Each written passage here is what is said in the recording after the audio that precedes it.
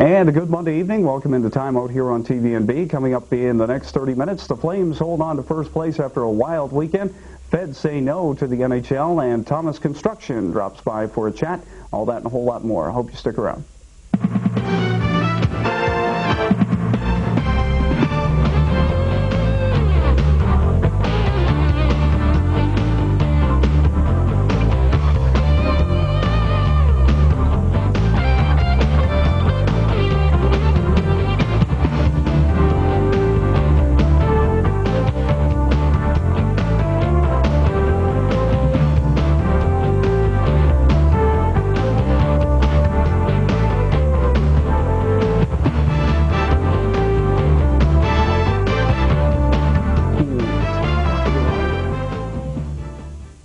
And a good Monday evening. Welcome into Time Out here on TVNB. Certainly hope your week is getting off to a good start. Jim Hennessy along with guests. We'll get to those in just a few moments' time.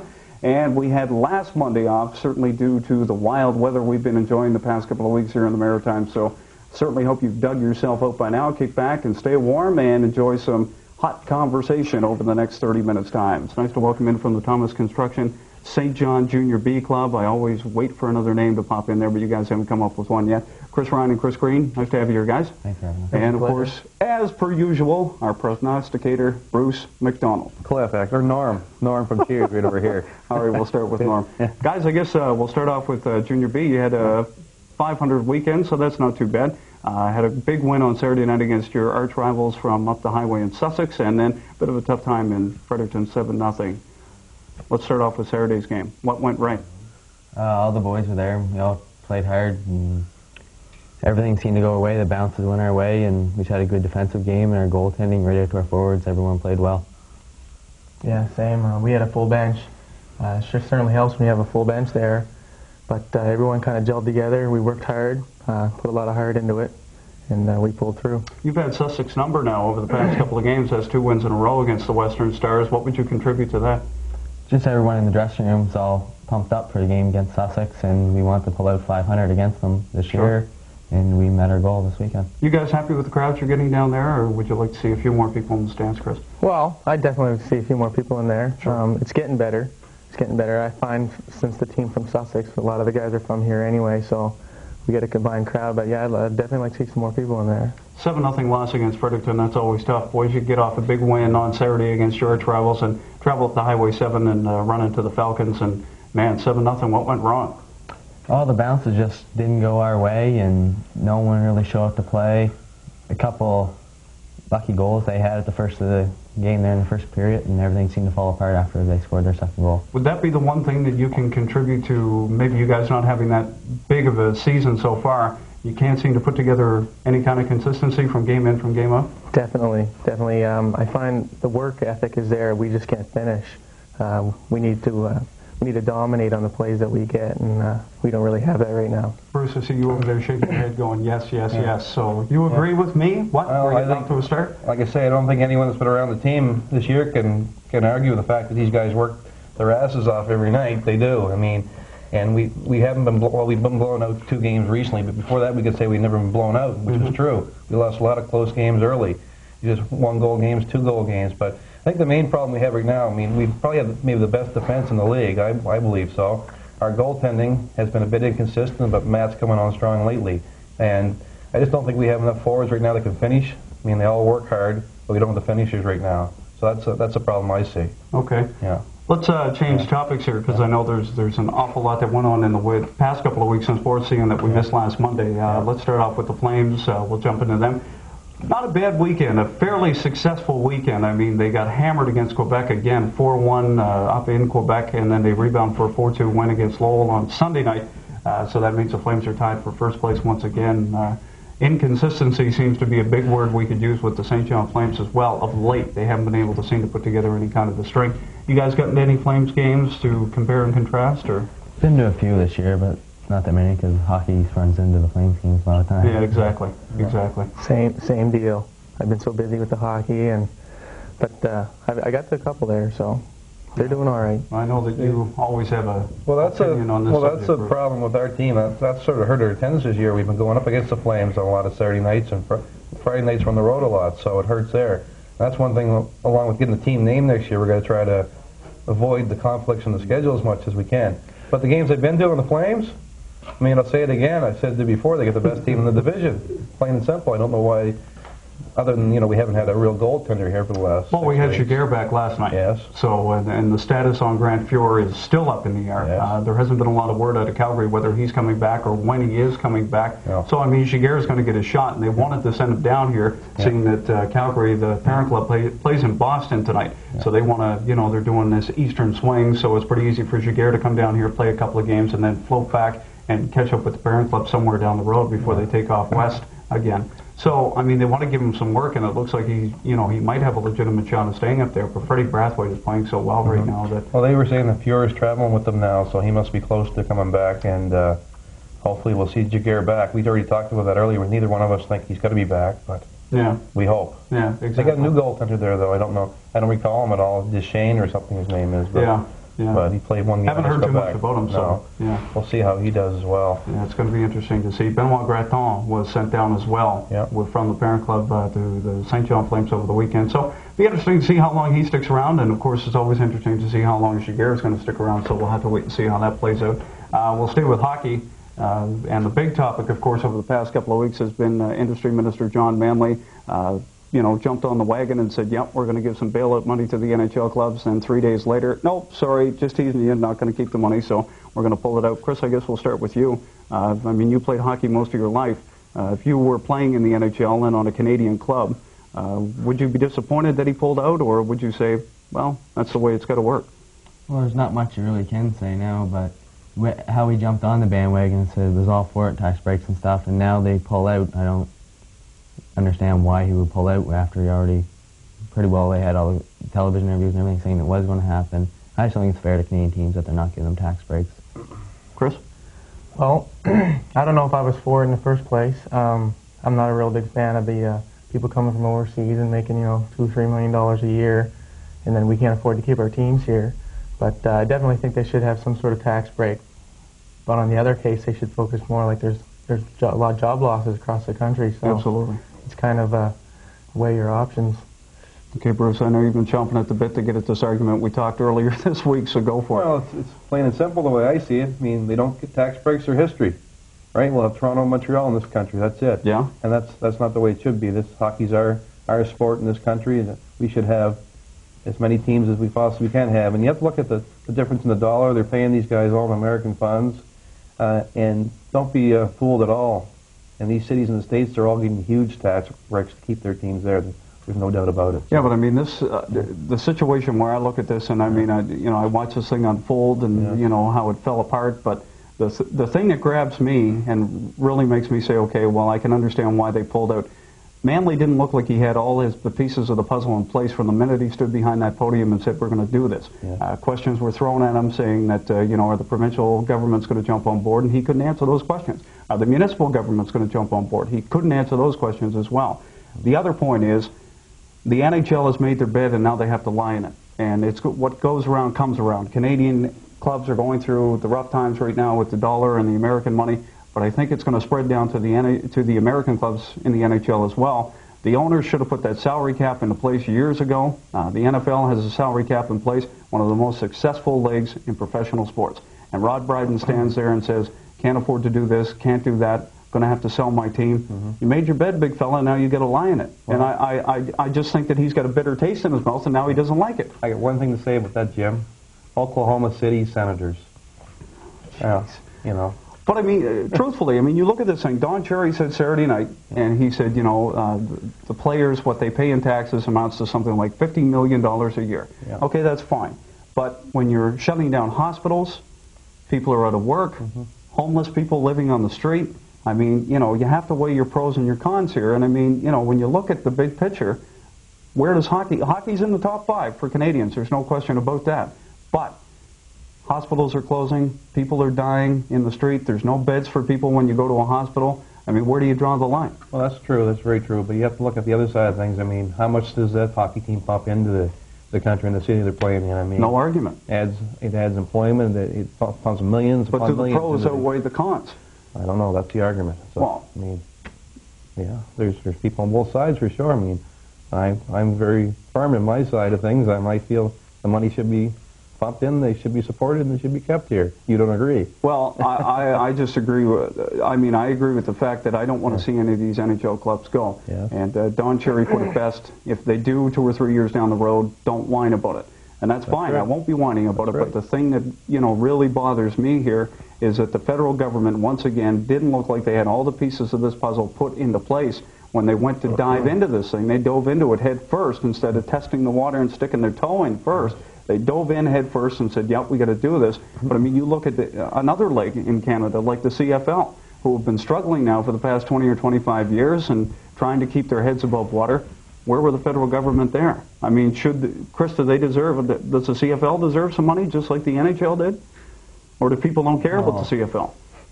Hockey's, in my opinion. No, I know you're a hockey player, man. You're, you know, obviously the CFL, hockey, boom, you know, the scales that way. But, I mean, you look at the CFL, and I mean, it's been part of Canadian history for 80-plus years. I mean, where was the federal government when these guys needed help? Well, CFL is just a football to me. I'm not really that interested in football, Sure. so I don't. No, it that's also fine. creates jobs for people Yeah, too, the absolutely. CFL.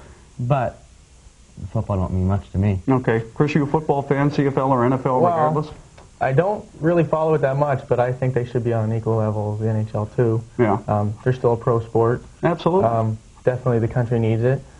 But even if you look at the ticket sales, I mean, the average poor man can't afford to go to a Montreal Canadiens game. You bet. Because they're way too expensive to go now. I mean, so it all equals out. And they're going to take my tax dollars, yours, Yeah. and yours. Okay? And how many times do we get to an NHL game? I won't, Seriously. yeah, maybe once. Twice a year. Exactly. Yes. I know that you might get to a few more, Bruce, just because your job permits that you can. Okay? But you must get frustrated a few times walking up to the, you know, to the ticket wicket and, you know, going, holy I got jeez. my tickets for free, so. Oh, jeez. Yeah, but the hot dogs are $3 a piece too. That's Exactly. true, they are. So- Yeah. You know what I mean? Programs are $6 at Somebody's making some money Canada here. Center. Somewhere. Somebody's making some money. Yes, well, no doubt, but So talking about the CFL for a second, I mean, yeah, why don't they get help? they should, I mean, to a certain extent, but we get to look at their minor league now is all they are. They're going to be a farm league for the NFL within 2 or 3 years. I don't know. Look at how many of the stars have jumped even in this offseason. I mean, 3 or 4 signed big contracts in the NFL now, so No question. that's going to continue on. The NFL will save them. They'll be a farm league. I just think it was a Yeah. big mistake. I just think, you know, the owners for years in the NHL have, you know, stood in front of microphones and said, you know, we need this, we need that. But I mean, you know, when, you know, it all boils down, the owners have a certain amount of power here.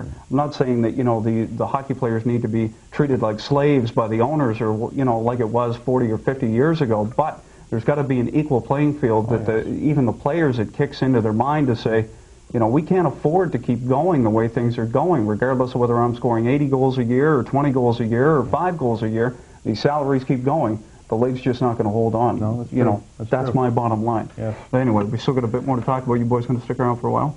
Yep. Excellent. Definitely. We'll be right on. We'll be back with some more conversation right after this.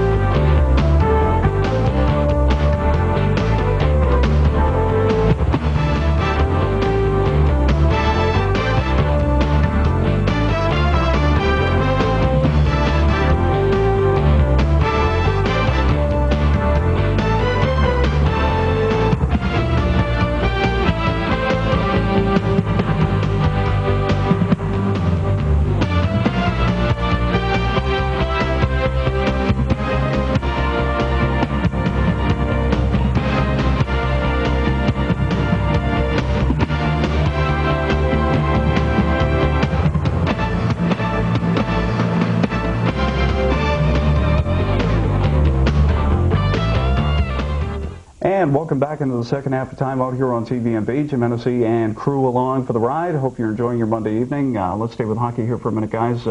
Philadelphia Flyers and the Carolina Hurricanes pulled off a big trade on Sunday. Keith Primo, who's been holding out all season, has finally found a home to play some hockey. He'll be lacing them up for the Philadelphia Flyers.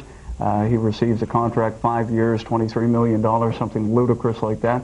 What do you think of the deal? I should mention, Rob Brindamore is on his way to Carolina. Jean-Marc Pelletier, a goaltender who's been playing with their AHL club with the Phantoms, is on his way. And Carolina had to give up a fifth-rounder. Who won this deal? Well, I feel that Carolina won the deal. If I was Carolina, first of all, I would never trade it Primo for doing what he's done in the team, the same as Yash and all these people holding out for this ridiculous amount of money they want, which, truthfully, I don't think they're worth. You bet. But I feel Carolina gets a better deal. Brendan Moore playing a little hurt now, but Brendan Moore is a good all-around player. Primo's someone that's there once in a while, 25 goals for a year. He'll help Philadelphia, but Philadelphia has already too many big guys, not enough guys that are really going to be consistent with Lindros and Primo and Leclerc. I just feel that they didn't need someone like that there. I think they need more than one line, kind of like the Anaheim Mighty Ducks, where they only get that one line. Chris, what do you think? Almost took the words out of my mouth. I find Brendan Moore will be a better player in the long run. I think Keith Primo, like I said, he only shows up every once in a while, but definitely too much money. Yeah. There's no need for that much. But see, that's where we get back to the point that maybe a salary cap helped us out a little bit. I'd like to thank Bobby Allen for showing up today. No, but the thing is, you get. It all revolves, and it gets back to that. I think that Philadelphia was probably the winner out of this whole thing because, Primo is a good player, whether you like, what he did or what he didn't do. I mean, he's a consistent player, and Rob Brindamore's hurt. Brindamore's a good player, too, don't get me wrong, but you got a goaltender who hasn't played in the NHL, played a couple of games in the NHL, nothing too serious. You got a fifth-rounder, you never know what that might turn out, the player to be named later, as they always say. But, I don't know, split pretty much. Philadelphia got what they wanted, Primo got what he wanted, and Carolina got what they wanted. They got rid of a whining, overpaid hockey player and shipped him off, and now they can concentrate on making a run. But I really think they won the deal because they didn't give up anything, and they got Brendan Moore. Not really, because he wasn't going to play for them. So but Brendan Moore's been hurt too. And it has nothing to do with money with Primo. I don't think. I just don't think he wanted to play in Carolina. Well, why didn't he say that then? Well, it's kind of hard when you're being offered $20 million over 4 years. Well, you two. If you ever got offered that kind of money, no question, you'd sign it, right? They go to Sussex. Prick your finger and sign it in blood. You bet. They play for Merle for that kind of money. Yeah. But you look. I don't know. You got to look down the road. But either way, So you say Carolina won it? Yeah, I feel Carolina won the deal. Carolina? Yes. Carolina? Yeah. I'd say it was split. I'll give them 50. All right. Yeah. All right, we move on. Friday there was an incident in Bathurst. A T-Tall player now faces disciplinary action after uttering a racial slur. The incident took place. He took a cross-check to the back of the head. Once he got up, he swung around and said something to another player. You guys are in there grinding and banging every night. Sometimes somebody gives you a dirty shot or a cheap shot. And is it more of a gut reaction, or would you say it was something that he planned and said, okay, turned around, looked at the guy and said, got your number? Sometimes you say a lot of stuff players nice you don't mean, but I would never slur a racial slur to someone. You're better off just dropping the myth with them and take it out one-on-one, saying something like that they're doing, I feel. I like this guy's attitude. That's good. What do you got? Yeah, there's no place on the ice for that. The cross-check in the back of the head, that's part of the game, whether you accept it or not, but it's there. The racism's just not there, like he said. Do the Don Cherry deal one-on-one and it's over. There you go. Rather than John. If you guys were in the league office, you were calling the shots, what would you hand this guy for a suspension or a fine? Definitely a good suspension and fine for this, because there's no room in hockey or any sport, in other words, for racial slurs. Just uncalled for. Suspension, fine? Stiffest I could get, both, Fair enough. Bruce? Oh. Yeah, I agree totally. There's no. It's weird to hear a player say that you'd hand out that kind of a, Yeah, that is. Well, that's the only circumstance, though. No, I agree. There's no place for it, although you guys have been around a long time. You hear it a lot, I'm sure, on the ice. And I guess you have to push back to the Brisbane incident where he was called a frog by... Yeah, exactly. A freaking frog or whatever. Freaking frog or something. The guy said he didn't know what that meant. Well, he did know what it meant for a beginner. He's been around long enough. But is that as bad as calling a black person what this guy called him? Where do you draw the line, I guess? You hear a lot of profanity on the ice, and then just between us, I I wish some of that would be cut out. Yeah, Maybe young fans sitting up there and you hear players screaming the F word left, left and right. Draws keeps a lot of people away from the rink, boys. I think it does. Definitely. And a lot of players don't realize that. Oh no, I mean you're being hit or you're being slashed in the knee and you scream or something, you don't realize what you're doing, but it does happen. Okay, but once you guys walk, take that stroll off the ice in between periods and get in the locker room, if the guy you're sitting next to, say you and Chris share a locker side by side, he gets into a fight, with somebody and starts calling him a blank this and a blank that and a blank this, do you look at him and say, okay, man, settle down, you don't need that kind of language, just get back out on the ice and show him what you can do, or do you just listen to it and agree with him because you don't want to get into an argument with your teammate? Well, I know it's kind of a tough situation. Sometimes you would say, calm down now, just play the game, but then there's other times when you also would sit there and listen to it and see what he has to say. Yeah. I accept it more in the dressing room, because that's been growing up with it, but sometimes I'll tell the boys to settle down a little bit on the bench, because I got little cousins and my mom sitting right behind us, Sure. I don't want them to hear that stuff. Because as soon as you get home, you're going to get it both That's right. I usually. I think it's the job of the captain and the alternate captains to talk to the guys too if someone's getting out of hand like that. I mean, that's why they have the letters on, really. So absolutely, I mean, that's their job. Just tell them that his mother wears army boots or something. that can get them wound up a little more sometimes. But who wants to bring a 5 or 6 year old to the rink and sitting behind the bench and hear a guy coming off, beating a stick over the boards and cursing and swearing all the time? It's bad enough that we stink. Come on, Chris.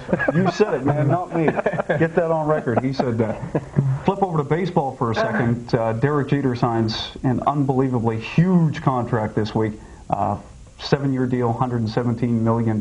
Yeah. Well, I would have held out. He's getting $16.9 million a year. I would have held out for $17 million myself. Yeah, I don't know how he feeds his family on that. I know. Yeah. But really, it is a joke. It's just ridiculous. I mean, the biggest joke for me was a few years ago when Kirby Puckett wanted to re-sign with Minnesota. Yeah. And he asked the team to show him the team books to make sure they weren't making more profit than they were telling him before he signed with them. Oh, these players aren't stupid anymore. Oh, my God. That was just totally over the edge, in my opinion. I mean, the thing that kills me here is that Jeter, not taking anything away from a great player, $117 million. You get a guy like Alex Rodriguez, Ken Griffey Jr., and Sammy Sosa, who haven't signed yet. Sosa went on record saying Chicago offered him a multi-year deal so he could wrap up his career in Chicago, which would be fitting. He slams over 100 home runs the past 2 seasons. Sosa says, and doesn't hide it, I want to wait and see what Griffey and Rodriguez signed for to find out what my pound price is first. Yes. So if a guy like Derek Jeter, who puts up good numbers every year, all-star shortstop, can sign for $117 million, what's a guy like Griffey, Sosa, Rodriguez? Now I wouldn't throw him in the same category because he's just young, getting his career started. What's a guy like Ken Griffey or Sammy Sosa signed for? It's going to be a lot more than what Jeter signed for, but still it's going to be an unbelievable price thing for Sosa and them, because like if the guy can hit 50, 60 home runs each year, and Jeter is a great shortstop, but what's a guy like that going to make? Cool. Scary.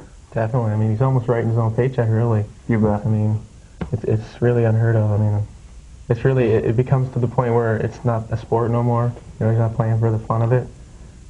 It's kind of sad, but... And Sammy brought so much life back into baseball. I mean, when they had that strike and, him and McGuire go on this big home run tear and start... getting everybody psyched up. And I mean, Cal Ripken really did the big job, breaking Lou Gehrig's record, but then Sosa and McGuire kicked into gear, and, the home run chase, it was fun to watch, and everybody got excited once again, sitting around. But, I mean, honestly, if you turn on a baseball game on any given night, do you watch the whole game, or are you faded out by the 4th or 5th inning? I usually like to catch the last 3 or 4 innings. Exactly. Myself. Yeah. But when the home run race was going on, McGuire and Sosa. Yeah. That was I'd sit there and I could watch a full game just because the excitement of seeing these 2 guys slugging like 2, 3 home runs a night sometimes. That was unbelievable. Yeah. Chris? No, I couldn't watch a whole game. not enough physical contact for me. Is that right? But I would sit there and watch it, for a while, and then catch the highlights later on. Yeah. Well, I prefer to watch baseball on TV over hockey any day. I prefer to watch hockey live. Well, not all of us have that great luxury. You do, traveling with your job. Yeah, I can watch 6 baseball games in a row at the time. Really? I love baseball. I mean, I can watch it, but only to a certain extent. And then it's a stat man game, though. It's a numbers game. That's why I love it. No I mean, hockey's Hockey's more of an action, physical sport for sure, and I love hockey too, but Yeah. I almost prefer baseball. Funny, isn't it? That's fair. I wouldn't think that. Yeah, we'll let you take that. Yeah. Second half of the season, you guys are already well into it, getting ready to head into the playoffs. You guys going to make some noise in the playoffs? I mean, last 2 years, first round, bye-bye, gone home. Well, we like to hit fifth or sixth before the playoffs to play either Fredericton or Stanley or something like that there in open round instead of playing Richbuck or Woodstock. But once playoffs comes around, you get through that first round, you never know who's going to make the noise. It's anyone's game after that. But Chris, isn't that the hump you guys have to get over? Got to get by that first round? Definitely. We're going to have to make some big noise. We're going to have to depend on our snipers on our team to finish. Not really a lot of that's been going on this season, but I mean, we got a lot of toughness in the blue line. A couple new big guys. So, you never know. Looking forward to it. Yeah. Got to talk real quick, of course, Super Bowl's coming up this Sunday. The Tennessee Titans and the St. Louis Rams. I don't think the Rams deserve to be there because they fluked out yesterday on Sunday and got a very lucky win. Tampa Bay should have won that game. They had to put some points on the board. They could have done it. If a pig had wings, he'd been off a big bird. Yeah, I understand. Just give me your pick real quick. Well, quickly, before we do that, Jim, can we just mention about our Daytona draw, too, before we go? Yes, by all means, go ahead. Next Monday on this show, we're going to have our draw for the Thomas Construction hockey team for our trip to Daytona 500, excuse me. Cool. So everyone who has tickets, watch next Monday, and we'll draw our winning ticket Monday evening at 7. You'll announce it at the game as well. And we'll announce it at the game as well. Super Bowl, it's going to be Tennessee Titans. Really? Yeah, I think so. Okay. Yeah. That's fair. Chris? No comment. No comment? No comment. Tennessee? Yeah. Got to take the Rams, man. Really? Why's that? You Well, said they fluked out their semifinal. No, Tennessee beat Buffalo out on that fluke play, and I've been waiting for someone to kick them out, and I can't root for them. I'm sorry. Ask Donnie Robinson who he's picking. Just take the opposite team. That's pretty much it. That's pretty much it. Guys, I really appreciate you dropping by. Best of luck as you get ready to wrap up the season and head in the playoffs. Thanks, Jim. Thank you. Bruce, as always, pleasure. Hopefully we'll see you again next Monday, and hopefully we'll see you again next Monday as well. Hope you had a good time, and have a great week. We'll see you again next Monday at 7 o'clock for Time Out right here on TVNB.